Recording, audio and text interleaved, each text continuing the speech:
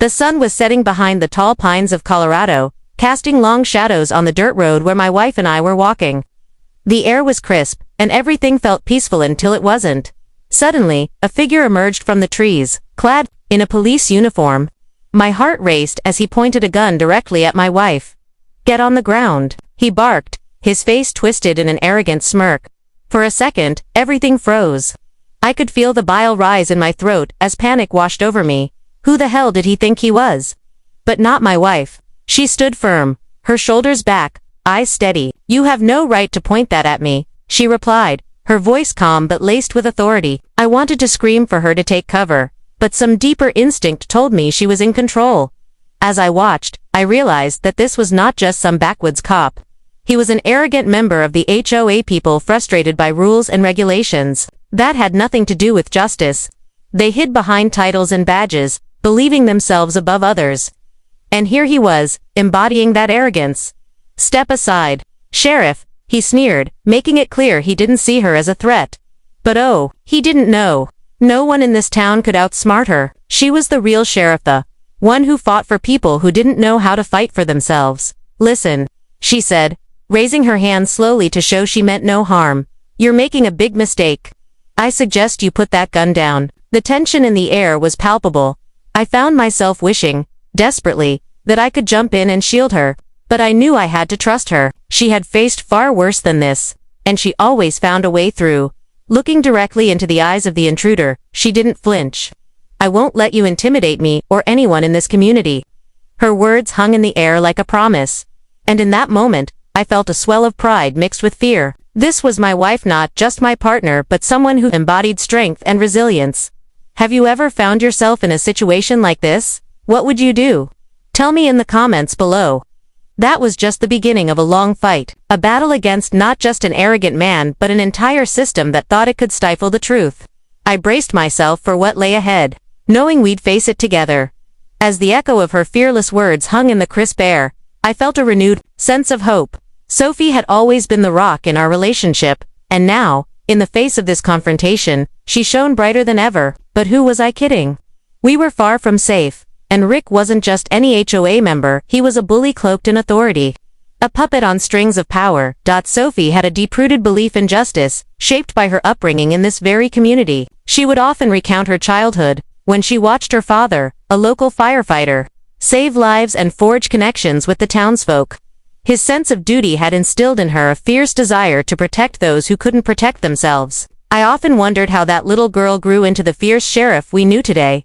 Growing up in this small town of Pine Grove, surrounded by towering mountains and thick forests, had its charm. But recently, that charm felt stifled beneath layers of rules and restrictions imposed by Rick and the HOA. It seemed like every week, they introduced a new policy that pushed people further into a corner. It was frustrating to see neighbors squabble over petty regulations, while real issues went unaddressed, the essence of community slowly fading away. Late-night conversations with Sophie often turned into passionate debates. "We can't just sit back and let them take our rights away, Matt," she'd insist, her blue eyes blazing with determination. It was that fire that had drawn me to her in the first place, a fierce spirit unyielding in the face of adversity. That evening, after the standoff, we returned to our cozy little home, where we could hear the gentle rustling of leaves outside. Sophie paced back and forth, her frustration palpable. "I need to expose Rick for who he really is," she said, determination etched across her face. "He's done too much damage." I couldn't help but admire her resolve. But how? He has influence, and people are afraid of him. The thought of going up against someone that powerful made my stomach churn. Exactly. That's why we need to rally support. I can't fight this alone. Her words struck a chord with me. I knew the townspeople respected her. If anyone could bring them together, it was Sophie. And so, we began to strategize, huddled at our kitchen table. We'd invite neighbors over, create a safe space for them to share their stories. People needed to feel empowered to speak out. Voices were often silenced by fear, but together, we could awaken a collective spirit. "Let's plan a community meeting," I suggested cautiously, hoping the idea resonated with her. "Great idea. We'll call it a truth hour, where everyone can voice their concerns. We need to expose the lies." She beamed, and in her eyes, I saw a confidence that cemented my faith in our cause. Later that night, as we prepared flyers and spread the word, I wondered how many would show up. Would they even care? The questions lingered in my mind, but Sophie kept reminding me that change often starts small, like a tiny spark igniting a wildfire. The next day, the news of the meeting spread through town like wildfire. Rumors circulated in the coffee shop, on front porches, and across backyards. I could feel the energy shift, a sense of hope, mingling with fear.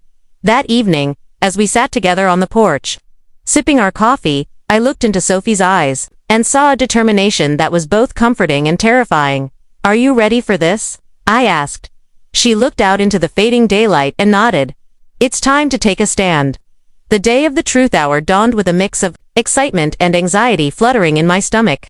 Sophie had gone above and beyond, rallying our neighbors and spreading the word about the meeting. Yet as we set up the local community center, I couldn't shake the trepidation building inside me. Would anyone actually come? Would they be brave enough to share their stories? As the hour approached, I watched Sophie place chairs in a circle, her focus unwavering. She had spent the past few nights gathering stories, documenting instances of Rick's overreach and the fear he instilled in our community. "We need to let them know they're not alone," she had said, her determination infectious. People began filtering in, hesitant at first but gradually filling up the space. I felt a warmth in my heart seeing familiar faces, Mr. and Mrs. Jenkins, who had lived next to us for years, along with Linda, a single mother trying to navigate the rules of the HOA while raising her kids. Each new arrival brought a spark of hope. Sophie stood up, taking a deep breath as she scanned the room. "Thank you all for coming," she began, her voice steady. "I know it's not easy to speak out, especially against someone like Rick. But we're here because we believe in our community, and we deserve to have a voice." A hush fell over the room, and for a moment, I held my breath, bracing for the role she would play. As she continued, her passion ignited courage in the hearts of those gathered. "What's happening isn't just about rules," she said, her blue eyes shining. "It's about our rights and our freedom as a community. It's about standing together against intimidation." The energy in the room shifted as more people began to share their stories. Linda spoke about being fined for her kids playing in the yard, while Mr. Jenkins recounted how Rick had threatened him over a fence dispute. Each story poured fuel onto the fire of our gathering. I felt the atmosphere thicken with shared frustration and fear, but also a burgeoning sense of unity. These neighbors, once quiet voices, were beginning to rise. It was like watching a dam break confession after confession flowed, revealing the toxic environment Rick had created. Suddenly, an older gentleman named Mr. Thompson stood up, his voice shaking. "I'm just tired," he admitted, "tired of living in fear. I never thought I'd see the day I'd be afraid of my own neighbors." His words hung heavy in the air, yet they resonated with everyone in the room. Sophie stepped forward, her presence reassuring. "And you shouldn't have to. Together, we're stronger. We can support each other." Her words sparked a glimmer of hope among the crowd. As the meeting progressed, people exchanged contact information and pledged to stand together. The excitement was palpable.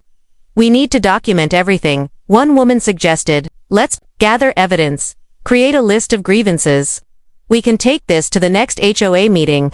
"Yes," Sophie exclaimed, "and we could even reach out to the local media. They need to know what's happening here."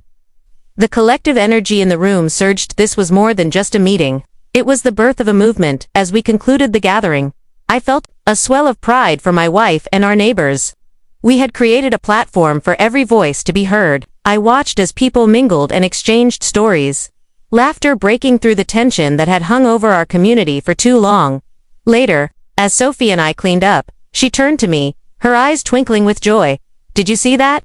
They're ready to fight back?" "I did," I replied, feeling my own excitement bubble over. It's amazing how just getting people to talk can ignite such passion. But just as the moment felt triumphant, unease crept back into my mind. "What will Rick do now?" I asked, the concern evident in my voice.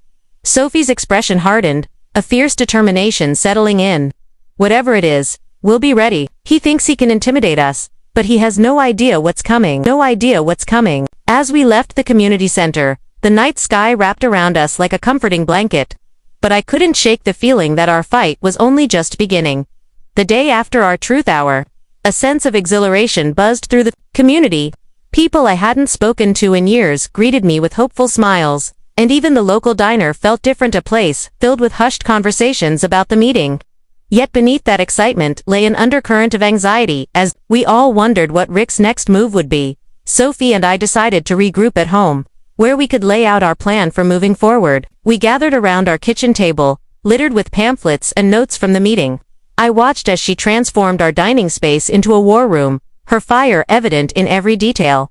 First, we need to compile all the stories and evidence we've collected, she declared, her finger tapping on the stack of papers. We can't just take our complaints to the HOA. We need to present a united front. I want to be ready for anything Rick throws at us. I nodded, flipping through the notes. Do you think we need to involve some legal advice? If he sees us as a threat, he might retaliate. That's a smart idea, Sophie replied, her brow furrowed in thought. Let's reach out to a local attorney who specializes in HOA disputes. We need someone who understands this stuff inside and out. We spent the next hours crafting emails to potential attorneys, outlining our situation. The more we shared our stories, the clearer our resolve became. The feeling of empowerment lingered in the air, almost intoxicating, as the sun began to set. I glanced out the window and noticed the familiar figure of Rick strolling down the street. My stomach dropped. Speak of the devil, I muttered, watching as he approached our home. Sophie's eyes narrowed. What's he doing here? She moved closer to the window, and I could see the gears turning in her mind. Rick approached with his usual swagger, a smug expression on his face. I opened the door reluctantly, making sure to position myself between him and Sophie. What do you want, Rick? I asked, trying to keep my voice steady despite my rising irritation. Just wanted to have a little chat, he replied, flashing a disingenuous smile. Heard you had a little meeting yesterday. Quite the gathering, wasn't it? What's your point? Sophie interjected, stepping forward, her posture strong and unyielding. Rick laughed softly, the sound almost mocking. My point is, you might want to think twice before stirring up trouble. People underestimate what I can do. I have connections, you know. He leaned in slightly, lowering his voice. You really don't want to take me on. Sophie's demeanor didn't waver, though the tension was thick enough to cut with a knife. We're not afraid of you, Rick. You've bullied this community for too long. We're ready to stand up for ourselves. The corner of his lip curled into a sinister smile. You think you can just waltz in and change things? You'll regret it, trust me. With that, he turned on his heel and swaggered away, leaving a chill in the air. I could sense the weight of his threat hanging over us, and for a moment, uncertainty crept in. Was that a warning or a promise? I muttered, my heart racing. Sophie, however, remained unfazed. It doesn't matter. We're going to do what we set out to do. If he's too cowardly to face us at the meeting, he'll have no power over us. The strength in her conviction reassured me. You're right, but we need to be strategic. Let's focus on gathering evidence before we confront him again. Over the next few days, we dove headfirst into our mission. We reached out to neighbors, encouraging them to document any interactions they had with the HOA, especially Rick. I felt a sense of camaraderie grow amongst the community as we shared, not just grievances but also laughter and support. Sophie was relentless, poring over every piece of evidence we collected. One afternoon, while sifting through the emails and notes, she found something unsettling. Several residents had received threatening letters concerning their properties and a lack of compliance with obscure HOA rules. This is gold, Sophie said, her eyes widening. If we can prove that Rick is using intimidation tactics, then we have a solid case. It was a turning point. We knew we had to act fast. With new energy, we organized a follow-up community meeting, this time inviting our attorney to help us navigate the intricacies of the HOA's legal standing. As the night arrived, I felt a mixture of anticipation and dread. I could sense the collective spirit of the community rallying around us, but the memory of Rick's threat lingered in my mind. Still, I reminded myself of Sophie's strength. She had never backed down from a fight, and wasn't about to start now. As I looked around the room, filled with familiar faces, I knew that would be our night. The night we would take our stand against the tyranny that had plagued our community for too long. The night of the follow-up community meeting was charged with an electric energy that buzzed through the air. As I looked around the room, I saw faces filled with resolve, every set of eyes reflecting the same fierce determination that burned within Sophie. We were ready to confront not just Rick, but the culture of fear he had cultivated in Pine Grove. Sophie stood at the front, flanked by our lawyer, Mr. Jenkins, a seasoned attorney with a reputation for taking on tough HOA cases. He was composed, exuding an air of quiet confidence that seemed to calm some of the nerves in the room. The old wooden floor creaked beneath the weight of everyone's anticipation as the meeting began. "Thank you all for coming tonight," Sophie started, her voice ringing clear. "This is a pivotal moment for our community. It's time we stood together and confronted the intimidation tactics that Rick and the HOA have been using against us." A murmur of agreement swept through the crowd, and I felt a surge of hope. This was more than just a meeting, it was a declaration. Mr. Jenkins stepped forward, handing out copies of the newly compiled evidence. "We're not just presenting complaints. We're highlighting patterns of harassment and fear-mongering tactics. When we approach the HOA, we need to be armed with facts." As people flipped through the pages, the air thickened with tension. Each account revealed shocking similarities: threats about fines, vague property code violations, and heavy-handed enforcement. It was clear we were dealing with more than just an overreaching HOA president. We were facing a systemic problem that had long gone unchecked. Once the attorney had finished outlining our plan, Sophie took the lead again.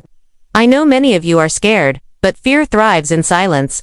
Tonight, we will not be quiet any longer. We need to share our experiences, and we need to do it together."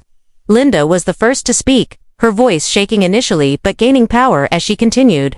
"Rick fined me for having my kids play in the front yard. He said it violated some obscure HOA rule. I was too afraid to contest it, but no child should be punished for playing. We're not living in a dictatorship." Her words ignited the crowd, and one by one, others began sharing their stories. Neighbors who spoke of fines for unkempt lawns, when they were simply waiting for a chance to fix the situation. Families threatened over their kids' toys left outside. As the stories flowed, the tension transformed into a shared resolve. Each narrative added another piece to the puzzle, showcasing a pattern of bullying the HOA had inflicted on the community for far too long. After a number of neighbors spoke, it was time to turn our attention to Sophie. She stood up again, her presence commanding. "What we're doing here tonight is about more than just this community. It's about setting a precedent. We're standing up against what's wrong. We're advocating for our rights." An inspiring cheer erupted from the crowd, filled with newfound courage. Mr. Jenkins nodded in approval. "That's right. When we go to the next HOA meeting, we'll stand together as one. We'll present our evidence and demand accountability. We're not going to let Rick dictate our lives any longer." As the meeting continued, I could see resolve building in everyone's hearts. We were no longer just neighbors. We were allies, united in a common cause. The fear that had paralyzed many began to dissipate, replaced by a sense of empowerment that was intoxicating. As we wrapped up the meeting, Sophie encouraged everyone to share any additional evidence they might find. "Let's keep this momentum going. This isn't a one-time event. We're in this fight for the long haul."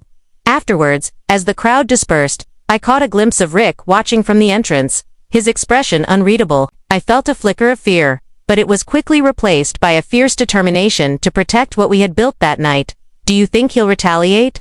I asked Sophie, who was buzzing with excitement as we cleaned up the remaining chairs.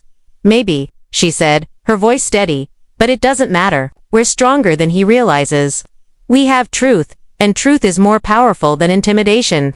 That night, as we drifted off to sleep, I felt an unfamiliar sense of hope wash over me. We were ready for whatever Rick had planned.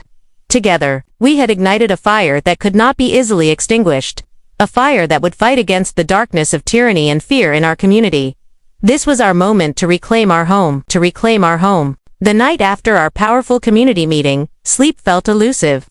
My mind buzzed with thoughts, anxiety about what Rick might do next, excitement over the unity we had fostered, and a deep-seated belief that we could truly make a difference. The sense of camaraderie among our neighbors was invigorating, but beneath it lingered a palpable tension. We all knew that our confrontation with Rick and the HOA was inevitable. Over the next few days, we worked together to prepare for the upcoming HOA meeting. Flyers were distributed, and neighbors gathered for informal discussions at the diner, sharing their experiences while also strategizing how to confront Rick directly. The community spirit was alive and well, and it felt as though we were on the cusp of something monumental. Sophie and I spent the evenings organizing our evidence. She had set up a large poster board in our living room, meticulously marking patient tales of intimidation alongside newspaper clippings about neighbors who had faced similar struggles. The evidence was damning. and we were steadfast in our resolve to expose Rick's oppressive tactics. On the eve of the HOA meeting, Sophie gathered our closest allies at our home. Linda and Mr. Jenkins joined us, the intensity in the room palpable. "This is the moment we've been waiting for," Sophie said, her voice firm. "We have to present as a united front. The moment we show weakness, Rick will pounce." "I've been thinking about how best to approach him," Linda chimed in, her fingers nervously tapping against her leg. "What if we start with our grievances and assess how he tries to spin them?" Mr. Jenkins nodded in agreement. "That's a great idea. Make sure you document any deflections he makes. He is likely to try to brush your concerns aside or redirect the conversation." The planning session continued late into the night, and each passing moment heightened our determination. We understood the risks involved in confronting someone like Rick, but we also knew that silence was no longer an option. The day of the HOA meeting arrived with a heavy cloud cover, a fitting backdrop as we prepared to face a storm. As we entered the community center, I felt a knot tighten in my stomach. The room was filled with familiar faces, yet Rick's presence loomed large, his aura oppressive. He was flanked by a couple of his supporters. A tangled mix of smugness and superiority etched across their faces. Sophie, however, radiated confidence. She had led our community through the past weeks, and now it was time for us to band together and take our stand. "Remember, we have each other's backs," she whispered. Squeezing my hand as we found a seat in the front, Mr. Jenkins initiated the meeting. His authoritative voice cutting through the whispers and anxious shuffles. "Thank you all for being here today. We're gathered to discuss recent complaints regarding HOA regulations. It's crucial that we maintain transparency and listen to the concerns of our community members." Rick shifted in his chair, a look of irritation flashing across his features. "Let's not drag this out unnecessarily. These complaints are baseless, and I doubt many of them hold any merit." His attempt to undermine our collective voice was palpable. Sophie stood up, her determination unwavering. "With all due respect, Rick, that's exactly why we're here. We've gathered testimonies from several residents who have faced intimidation, harassment, and unjust fines. This is about more than just rules. It's about respect and our right to feel safe in our own community." The room murmured with appreciation, and I could see Rick's facade beginning to crack. Sophie dove into the evidence, expertly laying out each case, pointing to the poster board behind her filled with stories, timelines and examples of Rick's overreach. "The community deserves to thrive. Kids should be able to play in their yards without fear. Families shouldn't be chastised for temporary mistakes. We're not here to break rules. We're asking for common sense and compassion," she declared. Her speech ignited a fire in those gathered, spurring others to rise and share their testimonies. Linda spoke passionately about feeling bullied, while Mr. Jenkins skillfully reminded the room of the legal ramifications of Rick's actions. Each voice that joined the chorus reinforced the legitimacy of our cause. As the meeting wore on, it was clear Rick was losing control. His bravado slipped, and he resorted to desperate attempts to deflect the conversation, denying accusations and claiming he was being misrepresented. "This meeting is a circus. You're all just trying to stir up trouble." He spat, his face flushed with anger. But we refused to back down. The room echoed with voices of solidarity, and for the first time, I realized the power of unity. The tide was turning against Rick, and the support of our community felt like an unstoppable force as the meeting finally drew to a close. Mr. Jenkins asked Rick, "Will you reconsider the policies that are overwhelming our residents?" It was a bold question, one that hung in the air, and for a brief moment, even Rick appeared unsure. It was clear more voices were needed for real change, but a seed had been planted. The fear that had once shackled us was fading, replaced by a newfound awareness of our collective strength. Sophie turned to me, her eyes shining with a fierce joy. "We did it, Matt. We really did it." And as we walked home that evening, there was a sense of triumph hanging in the air. But I knew the real fight was just beginning. As we made our way home after the intense HOA meeting, I felt a mixture of exhilaration and uncertainty swirling within me. The community's collective voice had resonated, and for the first time in a long time, Rick seemed visibly shaken. However, I was acutely aware that this was just one battle in a war that was far from over. Sophie was animated beside me, her energy infectious. "Did you see how the room reacted to our testimonies? People are ready to stand together." Her eyes sparkled with fervor, and I couldn't help but smile at her enthusiasm.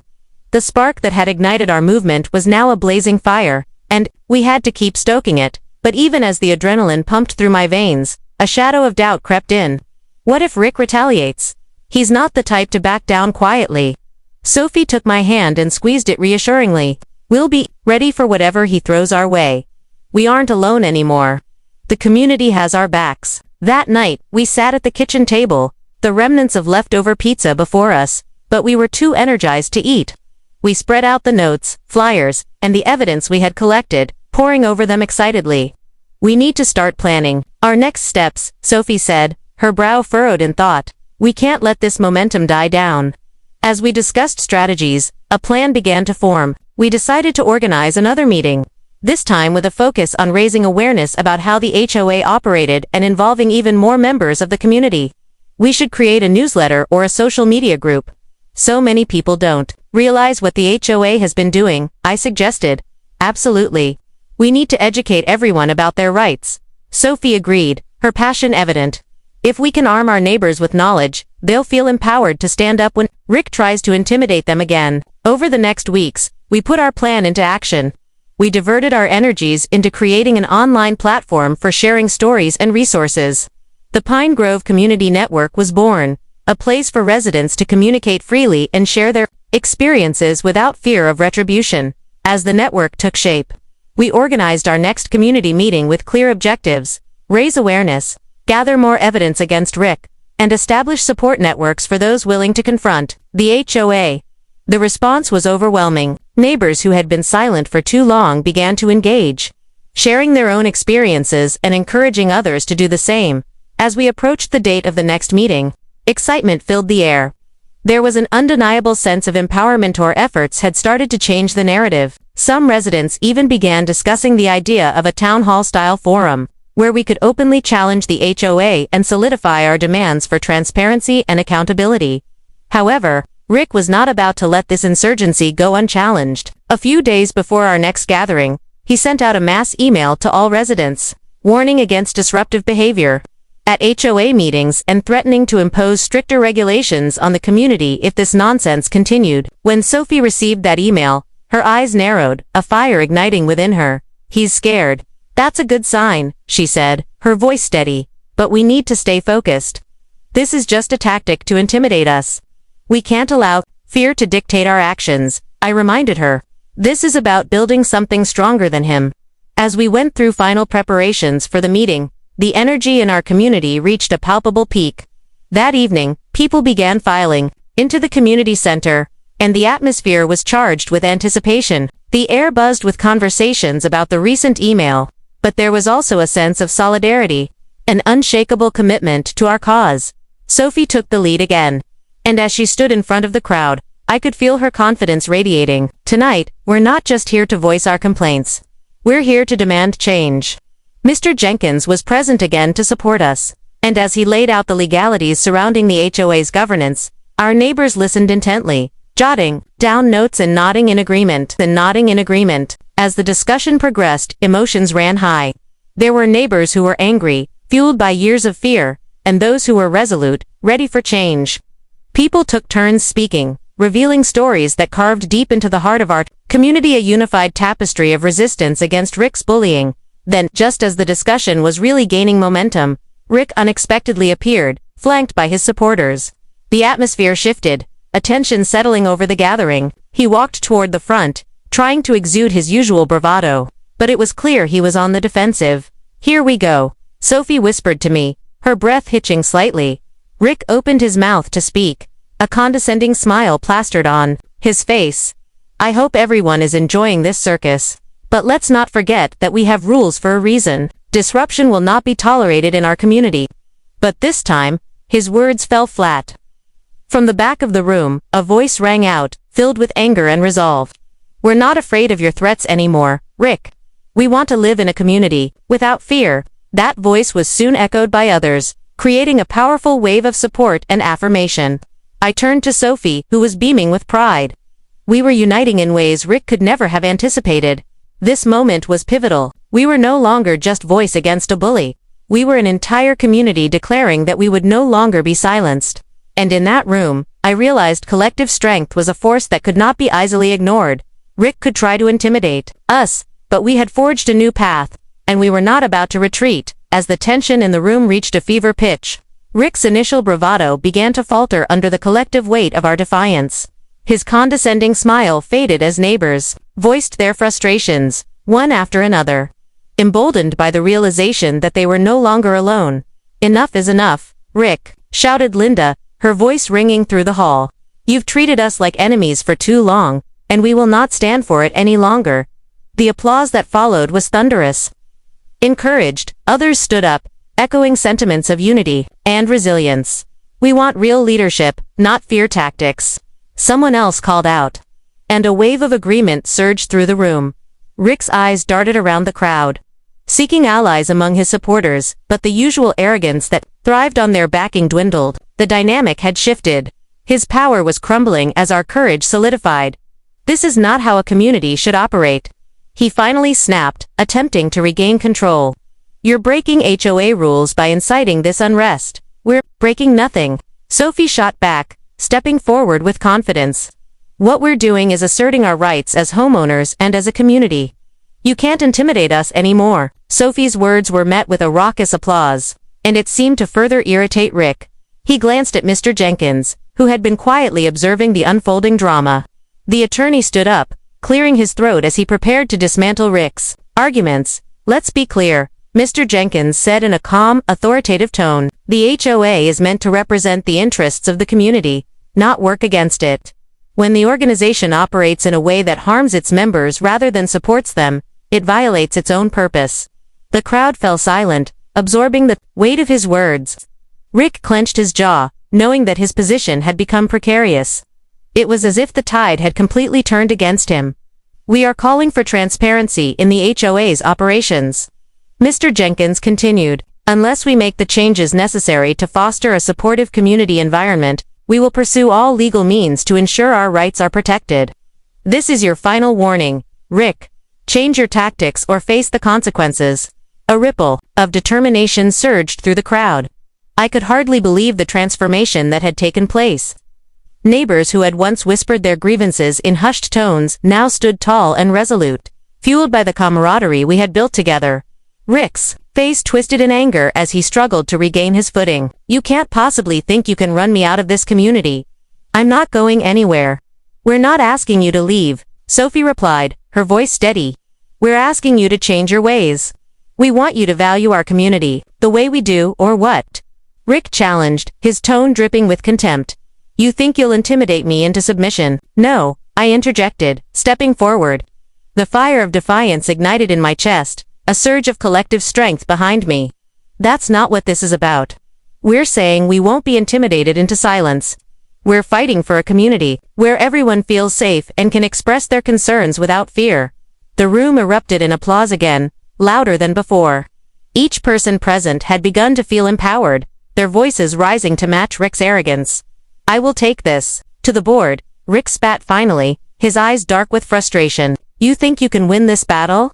You're only making things worse for yourselves. You're all on my radar now." With that, he turned on his heel and stormed out of the room, his supporters trailing behind him, leaving the air thick with both tension and exhilaration. As the doors swung shut behind him, a collective sigh of relief swept over the crowd. Sophie and I exchanged glances, her eyes sparkling with triumph. "We did it," she exclaimed, barely able to contain her excitement. "Did you see him? He couldn't handle the heat?" Mr. Jenkins nodded knowingly.